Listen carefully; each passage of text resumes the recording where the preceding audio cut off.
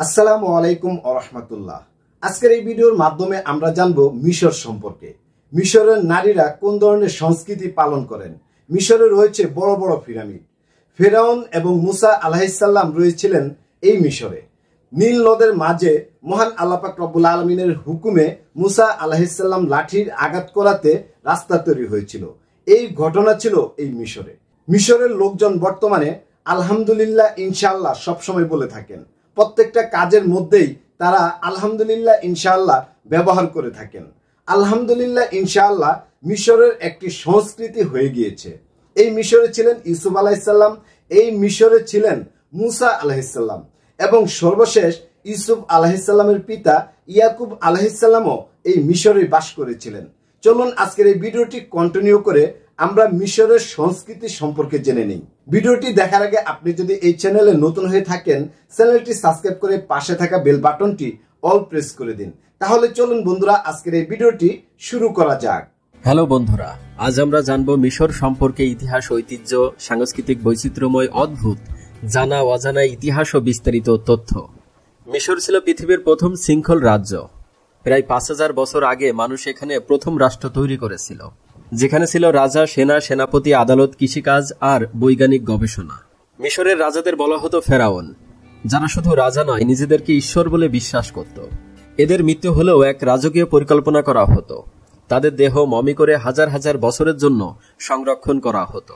প্রাচীন মিশরের মানুষ মৃত্যুর পরের জীবন নিয়ে গভীর বিশ্বাস রাখত। তারা চাইতো মৃত্যুর পরও আত্মা ফিরে আসুক দেহে। এজন্যই মমি বানানো হতো। মনে করা হতো আত্মা শরীরে ফিরে আসবে। তাই তো মৃতদের সঙ্গে খাবার, সোনা, পাথর, এমনকি চাকর বাকরও দেওয়া হতো। 4000 বছর আগের মমি আজও খুঁজে পাওয়া যায় মিশরে। দেহ প্রায় অক্ষত অবস্থায় আছে আজও পর্যন্ত। সবচেয়ে বিখ্যাত মমি তুতানখামের। মাত্র 19 বছর বয়সে মারা যাওয়া এক রাজা ছিলেন তিনি। শোনা যায় তার কবর খননের পর যেসব গবেষক ছিলেন তাদের একে একে সবাই রহস্যজনকভাবে মারা যায়। তাই তার নাম রাখা হয়েছিল ফেরাউনের অভিশাপ। মিশরের বর্তমান জনসংখ্যা 11,40,00,000। মিশরের বর্তমান আয়তন 10 লাখ বর্গ কিলোমিটার। বিশ্ব র্যাঙ্কিংয়ে আয়তনের দিক থেকে পৃথিবীর 30তম রাষ্ট্র এটি। মিশরের রাজধানী কায়রো। মিশরের মূল নদীর নাম নীল। রাষ্ট্রধর্ম ইসলাম।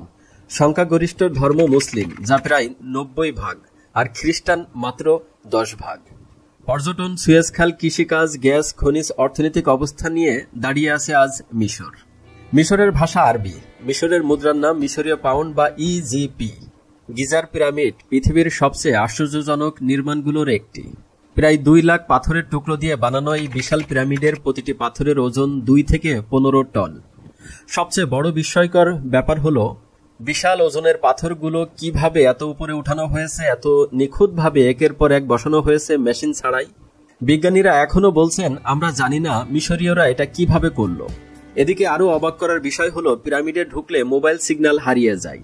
অনেক পর্যটক জানিয়েছেন পিরামিডের ভেতরে ঢুকলে মোবাইল নেটওয়ার্ক কাজ করে না। অনেকেই এটা নিয়ে রহস্য তৈরি করেছে। পিরামিড কি কোনো শক্তি কেন্দ্র কিনা সেটি নিয়েও হচ্ছে আলোচনা। আধুনিক স্ক্যানিং টেকনোলজি দিয়ে দেখা গেছে গিজার পিরামিডের ভেতরে এখনো অজানা কয়েকটি কক্ষ রয়েছে। এমনও কক্ষ রয়েছে যার মধ্যে আজও কেউ ঢোকেনি। অনেকে জানেও না এই কক্ষগুলোর ভিতরে আদেই কি রয়েছে বা ফেরাউনরা এখানে কি রেখেছে। একবার একটু চিন্তা করে দেখুন, 5000 বছর আগের মানুষরা কোন জামানায় পড়েছিল, অথচ সে সময়েও মিশর কতটা উন্নত ছিল। বিশাল এই পিরামিড, তাদের রাজদরবারে থাকা মূর্তিগুলো, এগুলো দেখলেই বোঝা যায় মিশর আসলে কতটা উন্নত ছিল আজ থেকে 5000 বছর পূর্বেও। গিজার পিরামিডের ভিতর দিয়ে টানেল বরাবর 300 থেকে 400 ফুট মাটির গভীরে বানানো হয়েছে কক্ষ। রাখা হয়েছে আধুনিক জীবনযাপনের জন্য সকল রকম ব্যবস্থা। এখানেই শেষ নয়, মিশরের পরতে পরতে লুকিয়ে রয়েছে আধুনিক ঐতিহ্য, সাংস্কৃতিক বৈচিত্র্য এবং অদ্ভুত সব নিদর্শন। মিশরের দিকে তাকালেই আপনার মনে হতে পারে আপনি সভ্যতার এক উন্নত রাষ্ট্রে ঢুকে পড়েছেন, অথচ এগুলো 5000 বছর আগে ফেরাউনদের রেখে যাওয়া ইতিহাস, ঐতিহ্য, রাজ্য এবং তাদের সংস্কৃতি।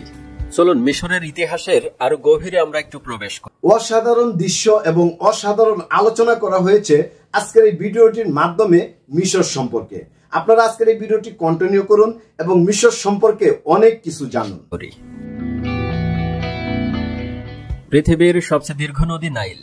এই নদী না থাকলে হয়তো মিশর নামের কিছুই থাকতো না। 95% মিশরীয় এখনো এই নদীর দুই পাশে বাস করে। মিশরীয়রা নীল নদকে বলে ঈশ্বরের উপহার। তাদের ক্যালেন্ডার, কৃষিকাজ, উৎসব সবই ছিল এই নদীকে কেন্দ্রিক। আজকের মিশর শুধু ইতিহাস নয়, পর্যটন, সুয়েজ খাল, কৃষিকাজ, আধুনিক অর্থনীতি দিয়ে আফ্রিকার অন্যতম গুরুত্বপূর্ণ একটি দেশ এটি। কায়রো এখন একটি বিশ্বমানের শহর, যেখানে আধুনিক প্রযুক্তি আর প্রাচীন পিরামিড একসাথে দাঁড়িয়ে আছে। বর্তমান মিশরে রয়েছে আল আজহার মসজিদ ও বিশ্ববিদ্যালয়। পৃথিবীর অন্যতম প্রথম শিক্ষা কেন্দ্রই এটি। আবার খ্রিস্টানরা তাদের 2000 বছরের পুরনো গির্জা ধরে রেখেছে গর্বের সঙ্গে। আপনি কি জানেন 365 দিনে যে বছর বা ক্যালেন্ডার যে তৈরি হয়েছে সেটি প্রথম মিশরীয়রা তৈরি করেছে? শুধু তাই নয়, প্রথম সার্জারি বা অস্ত্রোপচার করেছিল তারাই। এমনকি প্রথম মেকআপ আর পারফিউম উদ্ভাবন করেছিল তারা। মিশর এমন একটি দেশ যেটা আপনাকে ইতিহাসের গহীনে নিয়ে যাবে। এখানে দাঁড়ালে আপনার মনে হতে পারে আপনি যেন ফিরে গেছেন হাজার হাজার বছর পেছনে। এবার চলুন মিশরের নারীদের নিয়ে কিছু চমকপ্রদ তথ্য আমরা জেনে নেই। এই তথ্যগুলো জানলে রীতিমতো আপনি অবাকও হতে পারেন। প্রায় 3000 বছর আগে মিশরের নারীরা জমি কিনতে পারত, মামলা করতে পারত, এমনকি স্বামীকে তালাকও দিতে পারত। ভাবা যায় এত আগেও তারা ছিল এত স্বাধীন। মিশরের নারীরা শুধু রানী ছিল না, তারা দেশের রাজাও ছিল। ফারাও হাটশেপসুট তিনি নিজে দাড়ি আঁকাতেন, যেন সবাই তাকে রাজা ভাবে। ক্লিওপেট্রা শুধু রূপে নয়, বুদ্ধিতেও অসাধারণ ছিলেন। তিনি 9টি ভাষা জানতেন, রোমান সাম্রাজ্য কাঁপাতেন। প্রাচীন মিশরের নারীরা ধর্মীয় পুরোহিত পর্যন্ত হতে পারত। তারা মন্দির চালাতো, উৎসব আয়োজন করত। তবে আশ্চর্যজনক ব্যাপার হলো, সে সময় নারীরা ছিল ঈশ্বরের স্ত্রী বলে পরিচিত। এক কথায় বলা যায় মিশরের নারীরা 5000 বছর পূর্বে এতটাই আপডেট ছিল যে বর্তমান আধুনিক যুগে এসেও অনেক দেশের নারীরা এখনো ততটা আপডেট হতে পারে নাই।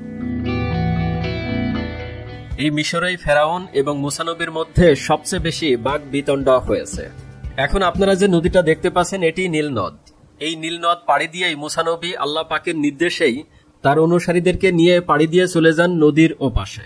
অপরদিকে ফেরাউন যখন তার সৈন্যগণ নিয়ে ঠিক নদীর মাঝখান বরাবর আসলো, তখনই মুসা আলাইহিসসালামের লাঠির আঘাতে যে রাস্তাটি তৈরি হয়েছিল সেই রাস্তাটি সম্পূর্ণরূপে মহান আল্লাহ পাকের নির্দেশে আবার পানির সাথে বিলীন হয়ে গেল। অপরদিকে ফেরাউন এবং তার সৈন্যগণ সহ সবাই একসাথে মারা পড়ল। দেখতে পাচ্ছেন এখন সেই নীল নদীর কিছু অংশ। মিশরে এখনো সেই প্রাচীন 5000 বছরের পুরনো সাংস্কৃতিক ছাপ রয়ে গেছে। লোকগান, পোশাক, উৎসব সবকিছুতেই ইতিহাসের গন্ধ। রাস্তায় ইনশাল্লাহ বলা শুধু ধর্ম নয়, এটা সংস্কৃতির অংশ। বর্তমানে প্রতিটি কথাই আল্লাহ পাকের নাম জড়িয়ে থাকবে মিশরীয়দের মুখে। রাস্তায় বেরোলে আলহামদুলিল্লাহ, ইনশাল্লাহ, এই সবকিছুই তাদের এখন ধর্ম নয়, বরং মনে হয় সংস্কৃতিরই একটি অংশ। মিশরীয়দের বিয়েতে জাফা নামের এক নাচ গান এবং ঢোলের উৎসব আয়োজন করা হয়। দেখতে অনেকটা সৌদি আরবের সিনেমার মতো লাগে। মিশরে রমাদান মাসে রাস্তায় ঝলমলে আলোর সজ্জা করা হয়। হাজার হাজার মানুষ সারা রাত আনন্দ উৎসব করে, খাবারের আয়োজনে অংশগ্রহণ করে। এটা শুধু ধর্মীয় নয়, এটা জাতীয় সাংস্কৃতিক বলা চলে মিশরীয়দের মাঝে। তবে বর্তমানে মিশরের শাসক হলেন আবদেল ফাতাহ আল সিসি। তিনি 2013 সালে সেনা অভ্যুত্থানের মাধ্যমে ইসলামিকপন্থী প্রেসিডেন্ট মোহাম্মদ মোরসিকে অপসারণ করে ক্ষমতায় আসেন। এরপর নির্বাচনের মাধ্যমে বৈধতা পান, কিন্তু ভোটে প্রতিদ্বন্দ্বী থাকেন না বললেই চলে। 2024 সালে আবারও প্রেসিডেন্ট নির্বাচিত হন 90% ভোট পেয়ে। তবে মিশরের রাজনীতি বর্তমানে এক প্রকার সেনাবাহিনী নির্ভর স্বৈরশাসন। সরকার বিরোধী দল, আন্দোলন, এমনকি স্বাধীন সংবাদ মাধ্যমও কঠোর নিয়ন্ত্রণে।